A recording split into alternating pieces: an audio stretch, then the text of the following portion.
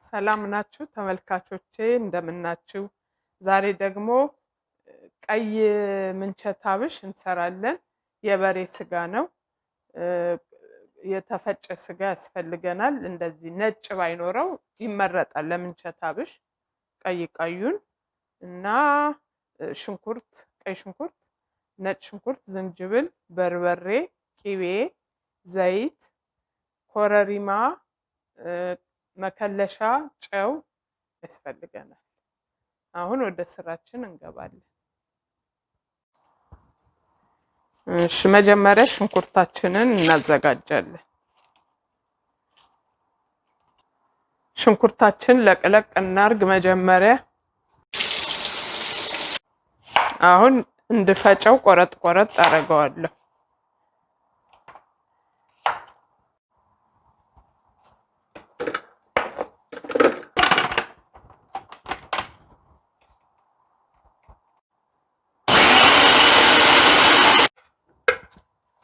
ሽንኩርቱን ባዶውን ውሃውን እስከሚመጥ ድረስ እንጥደዋለን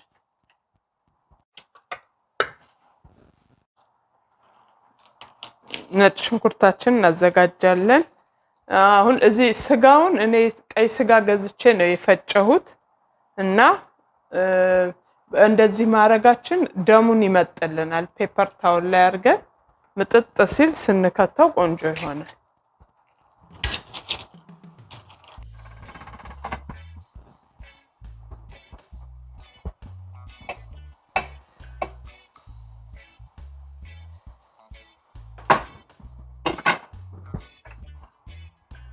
ሻለቅልቄዋለሁ ለመፍጨት እናዘጋጀዋለን እንደዚህ አድርገን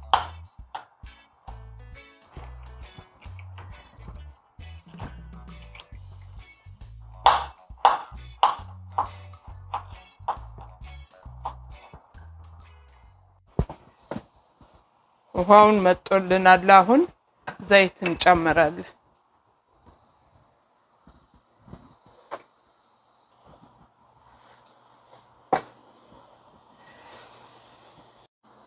በዘይቱ ጥብስ እናረጋዋለን ይበቃዋል በልኩ ቅቤ ስለሚጨመርበት ዘይቱን ይሄን ሽንኩርቱን ለማቁላላት እንዲመቸን ነው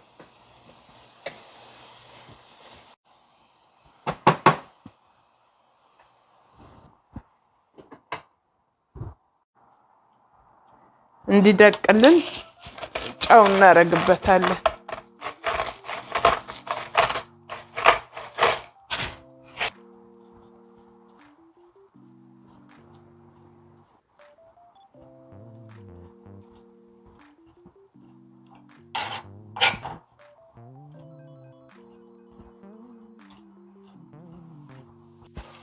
የተቆላላ ነው ሽንኩርታችን የበሰለ ነው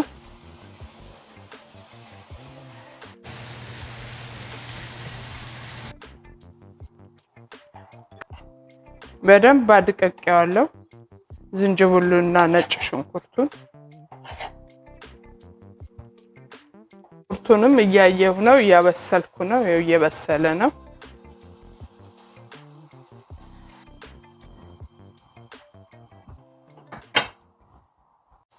አሁን ሽንኩርቱ ጥሩ ሆኖ እየበሰለ ነው በርበሬን ጨምራለን ትንሽ ውሃ ግን ጠብ እናርግ ለምን በርበሬው ዘይቱ ላይ ሲገባ ቅጥል እንዳይልብን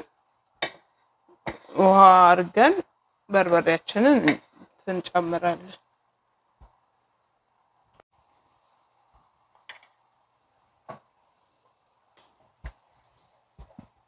እያየን እንጨምራለን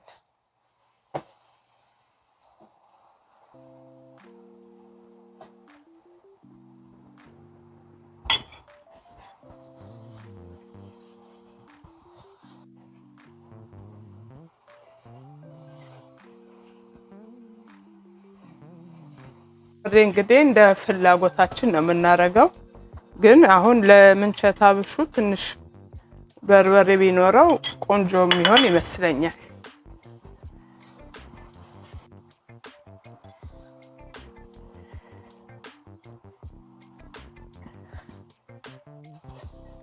እንግዲህ ዋጣብ ያረግን በደንብ እናቆላለዋለን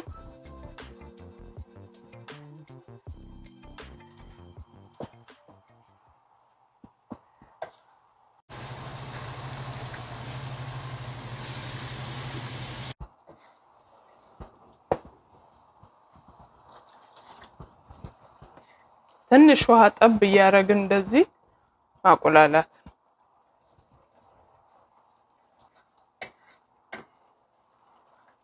ስጋው በደንብ ጥፍጥፍ ብሎልናል ደሙ ስለወጣ አሁን ትኩስ ስጋ ስለሆነ ነው የቆየ ስጋ ከሆነ ግን ብናጥበው ጥሩ ነው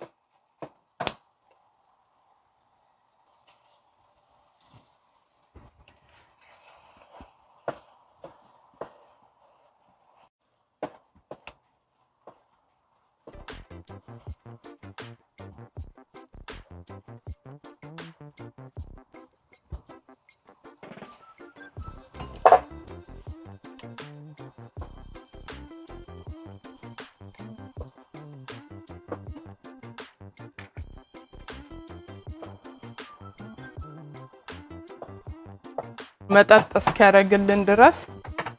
ያማሰልን እናያለን ውሃውን መጠጥ አድርጎልናል ቅቤ እናረጋለን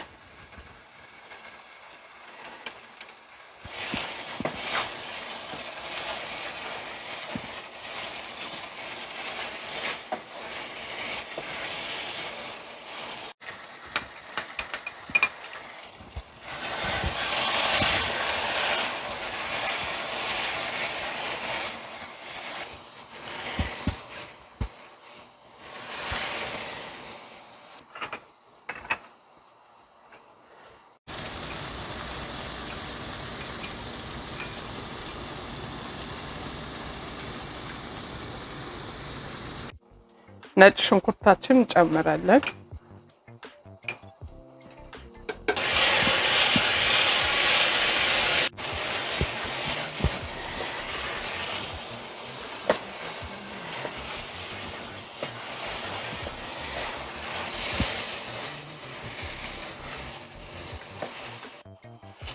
ኮረሪማ እንጨምራለን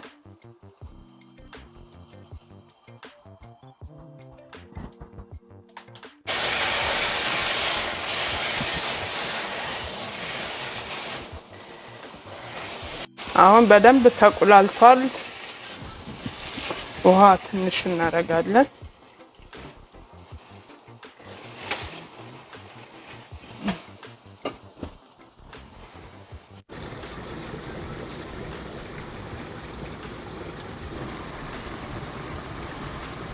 አሁን እንደዚህ የሚበቃውን ውሃ ያህል እናረግና ምን ፈልገውን ያህል እሳታችንን ቅንስ አድርገን ቀስ ብሎ እንዲመጣው እናረጋለን ጨው እንጨምራለን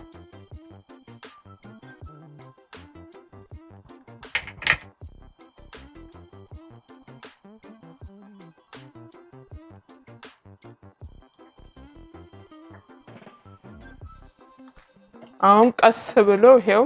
ውሃውን መጥጥ ያረጋልን ነው እሳቱ መቀነስ አለብን ቀስ ብሎ ደረቅ እንዲልልን አሁን ቆንጆ ይመስለኛል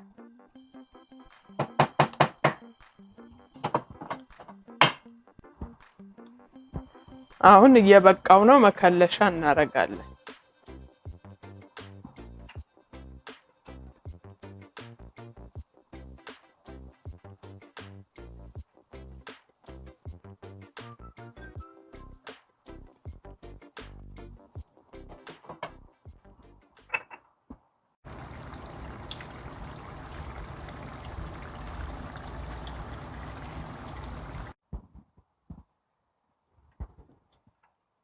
አሁን ቆንጆ ሆኖልናል ይበቃዋል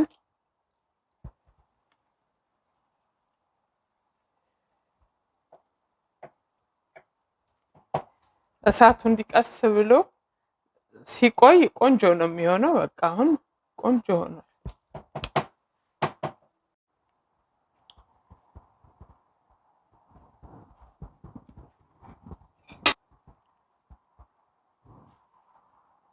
እሺ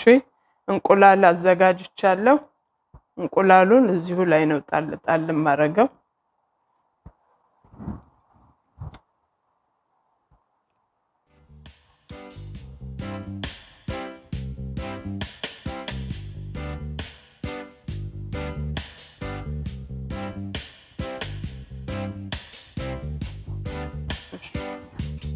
እስቲ የሰራሁትን ልቅመስ። እንቁላል እንግዲህ እናንተ ከፈለጋችሁ ነው እንቁላል የምታረጉት፣ አለማረግም ይቻላል።